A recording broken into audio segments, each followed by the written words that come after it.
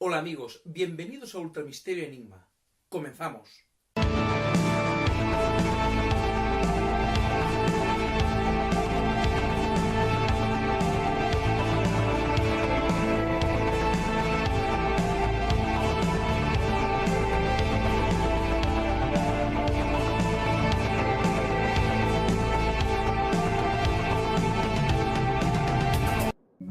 Después de casi 30 años sin noticias nuevas sobre Bob Lazar, hace pocos días salió la noticia de que el FBI había hecho un gran registro en la casa de Bob Lazar, el famoso físico que trabajó en el Área 51 entre 1988 y 1989, confirmando sus sospechas de que nunca habían dejado de vigilarle, y le pareció extraño que después de 30 años realizaran un nuevo registro en su vivienda.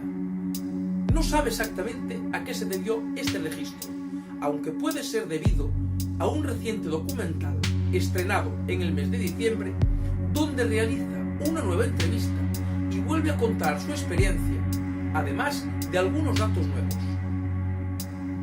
Según él, lo único que se han llevado de su casa fueron algunas cajas llenas de documentos antiguos, pero aún no sabe con seguridad qué documentos se llevaron en concreto, porque dice que no guarda en su casa otras cosas que le pudieran interesar a esta gente. Los vecinos también se alarmaron al ver un gran despliegue de medios policiales y hasta pensaron que se trataba de algún tipo de ataque terrorista. El propio Lázaro también denunció lo exagerado de la intervención, y cuando pidió explicaciones le dijeron que era porque había intentado vender un material peligroso a una persona y que estaban buscando pruebas de esa venta, algo que cuadra con su actual trabajo, ya que es director de la empresa United Nuclear, que vende, entre otras cosas, productos químicos. Aunque Bob afirma que él no ha hecho tal cosa. Según su criterio, quizás en alguno de los datos nuevos que ofreció en esta nueva entrevista, las autoridades vieron algo comprometedor y decidieron actuar. La verdad es que en esta nueva entrevista tampoco es que diera muchos datos nuevos. Básicamente se reafirmó en lo que viene contando en los últimos 30 años. Pero antes de profundizar en esta entrevista, algunos os preguntaréis: ¿quién es Bob Lazar? Vamos a hacer un pequeño resumen de su experiencia. En los años 80 del pasado siglo, este señor había demostrado ser un físico brillante. Y como ha sucedido en otros casos, unos extraños hombres que decían trabajar para el gobierno le ofrecieron una gran mejora en su carrera si trabajaba en los proyectos secretos que el gobierno estaba llevando a cabo. Era el año 1989. Esto es un elemento muy común en muchos casos, donde están involucrados grandes médicos y grandes científicos. Cuando destacan un poco por encima de la media, siempre aparecen estos extraños personajes, y todos los describen de la misma forma, normalmente hombres de negro, y aparecen siempre para reclutar a los científicos con el mismo ofrecimiento: poder mejorar en su carrera más allá de lo que lo harían de forma normal y ver cosas que no están al alcance de todo el mundo. Pero claro, esto suele ser un arma de doble filo. Dan todo eso a cambio de que cortes con tu vida normal, te vayas a vivir a una base y nunca debes hablar con nadie de lo que haces allí, bajo amenaza de muerte. Aún así, hay un pequeño porcentaje de ellos, entre los que está Bob Lazar, que arriesgan su vida y lo desafían todo para contar todo lo que vivieron en esos lugares. Pero la verdad es que la gran mayoría de los científicos que captan nunca hablan, aceptan lo establecido y dedican toda su vida a ese trabajo. Y son muchos, ya que de las decenas de científicos que reclutan cada año, del 99% de ellos nunca escapa ninguna información. En aquel momento, Bob era joven y ambicioso, y ante tal ofrecimiento no dudó. Lo asignaron al Área 51, concretamente a la sección S4, y allí lo pusieron a trabajar para descubrir las tecnologías con las que funcionaban una serie de platillos volantes alienígenas que tenían en ese lugar, utilizando la técnica de la ingeniería inversa. La ingeniería inversa es el método que se aplica a tecnologías que están muy por encima de la humana y consiste en ir desgranando esa tecnología hasta llegar a patrones que el ser humano conoce, para a partir de ahí comprender cómo funcionan dichas tecnologías e intentar duplicarlas. No es un método 100% seguro, porque estas cosas son tan complejas que por mucho que se desgrane, sigue siendo difícil con la tecnología actual llegar a un punto que se comprenda, ya que muchas veces se generan más preguntas que respuestas. Nunca pudo decir si había seres alienígenas en esa base, porque a él solo le permitían el acceso a los hangares donde guardaban esos platillos, y allí nunca vio a ningún ser.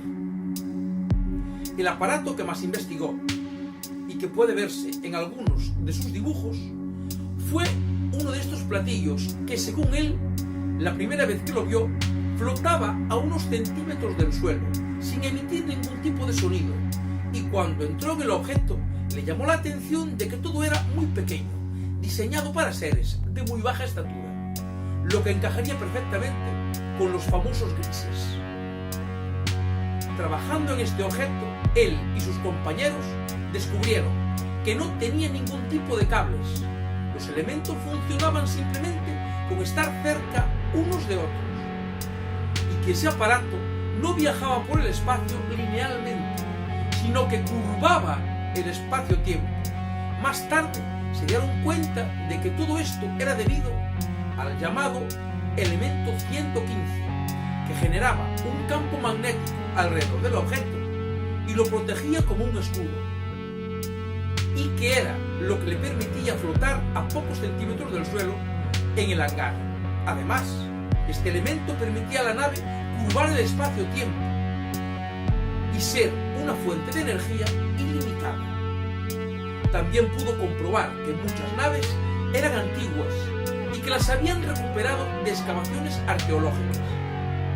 Este elemento 115 era la panacea, pero según Bob Lazar, la ingeniería inversa no fue capaz de aplicarse completamente a ninguno de los aparatos que allí tenían, por lo que no descubrieron todos sus secretos en aquel momento, ni tampoco fueron capaces de descubrir cómo aplicar ese elemento 115.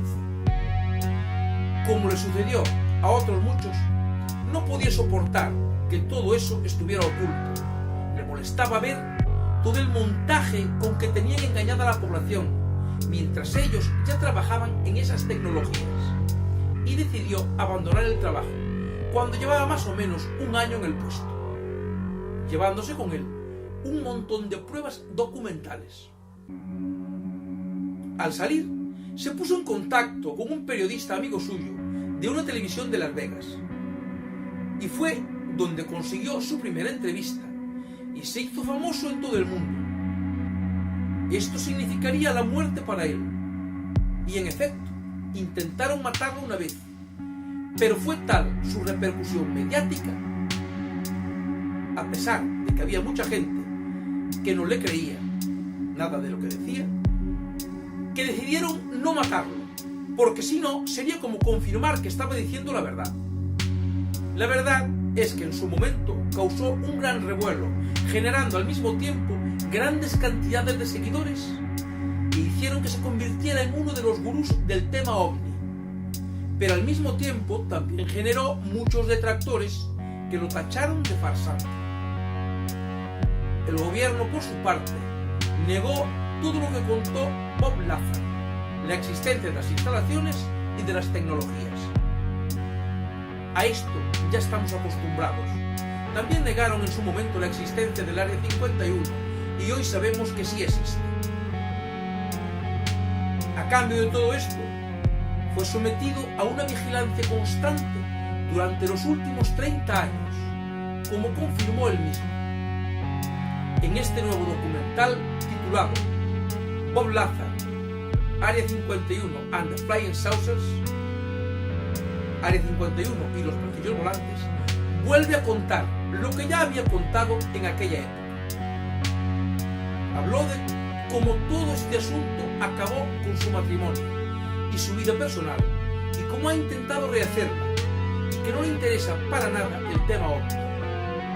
Habla también de cómo en estos últimos 30 años sí han sido capaces de avanzar mucho en el estudio del elemento 115 y en la ingeniería inversa, aunque no al 100%.